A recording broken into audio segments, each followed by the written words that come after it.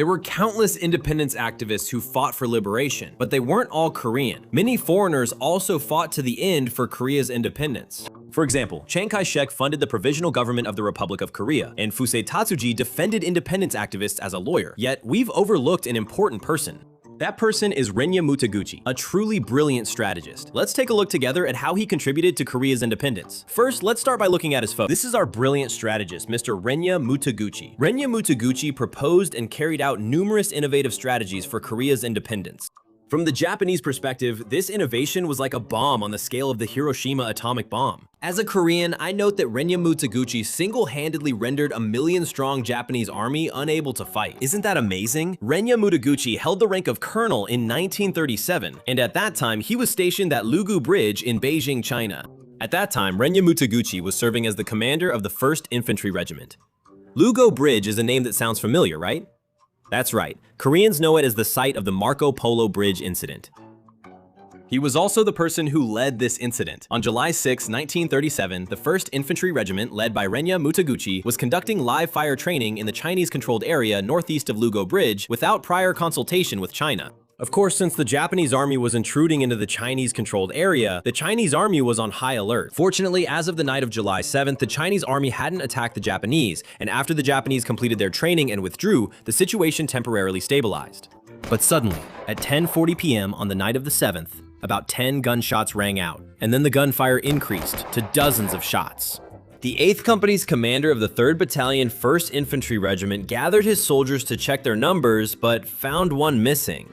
This report reached Regimental Commander Renya Mutaguchi, who concluded a soldier was missing after a preemptive Chinese attack. He decided to send troops to negotiate with the Chinese forces. But the funny thing is, this soldier returned to the base 20 minutes after the roll call. It's not certain, but the leading theory is that he went to the bathroom and couldn't participate in the roll call. At that time, the 8th Company was searching for the missing soldier. The funny thing is, the soldier who came back after 20 minutes was searching for himself, but of course he couldn't find himself.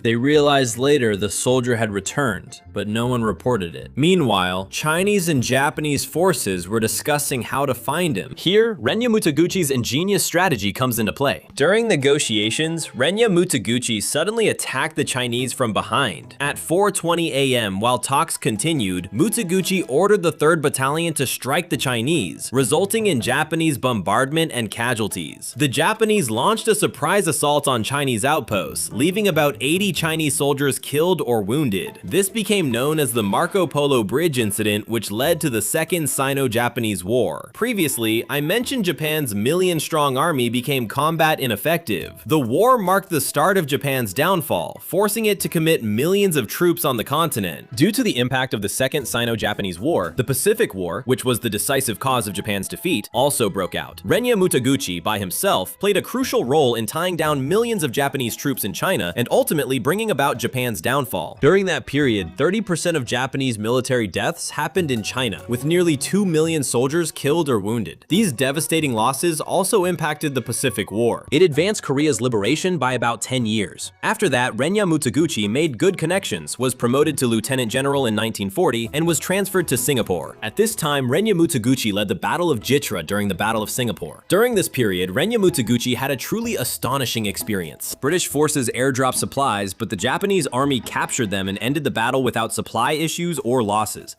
This led Renya Mutaguchi to develop a new method. He found a way to fight battles without supplies.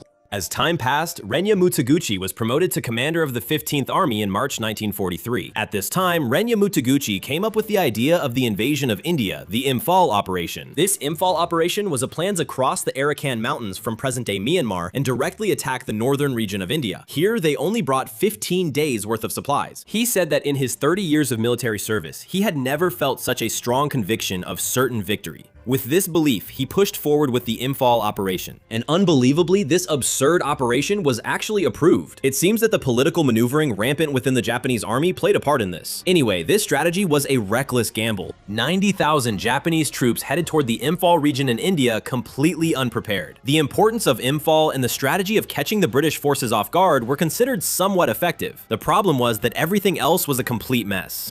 They entered battle with just 15 days of food, and the plan ignored the most important factor: Supplies. Consider this. Each soldier had to carry a 40-kilogram pack and march dozens or even hundreds of kilometers quickly. That's highly innovative, even by today's standards. Those with military experience would understand.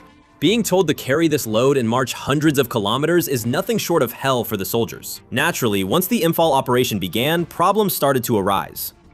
At that time, animals were mainly used to transport supplies, but when they crossed the Chindwin River, 30% of these animals died. After 21 days when they reached Kohima, only 5 oxen remained. Since soldiers carried up to 40 kilograms of gear, they secretly discarded parts and shells. There were odd times when Japanese forces weakened their own firepower. And this operation started on March 8th. By around March 25, the Japanese forces had run out of food and ammunition. Because of that, the Japanese soldiers ended up having to pick up the supplies dropped by British transport planes. The situation got so bad that the British, after hearing that the Japanese were scavenging for supplies, would ambush near the dropped supplies and wipe out the Japanese soldiers. So later, the situation got so bad that the 31st Division under Mutaguchi Renya even mutinied. For reference, the commander of the 31st Division at that time was Lieutenant General Sato Kotoku. He was ordered to keep advancing under an unreasonable strategy, and as he watched his men die meaningless deaths, he couldn't take it anymore, and eventually rebelled. This was the first case of insubordination in the history of the Japanese army. In fact, it made no sense to order them to hold their position and not retreat when they were on the verge of starving to death. In the end, divisions under the Japanese 15th Army suffered 32,000 dead, ending in a one-sided massacre. About 20,000 people died from disease or starvation, and there were as many as 23,000 wounded. It truly became a major disaster. Over 80% casualties occurred. Normally, if 20 to 30% of the total troops are lost, the unit is considered combat ineffective and is pulled back for reorganization. But in this case, 80% suffered casualties. The entire unit was practically wiped out. With the Imphal operation ending in such a disastrous failure, the Japanese front in Burma and Bengal completely collapsed. After World War II ended, Renya Mutaguchi was indicted as a Class A war criminal at the International Military Tribunal for the Far East. Usually, most Class A war criminals were sentenced to death or imprisonment after trial, but even though Renya Mutaguchi was indicted as a Class A war criminal, he was not prosecuted. The reason for this is that although Renya Mutaguchi was a huge disaster for the Japanese army, he didn't actually commit any war crimes. He was quite an ironic figure.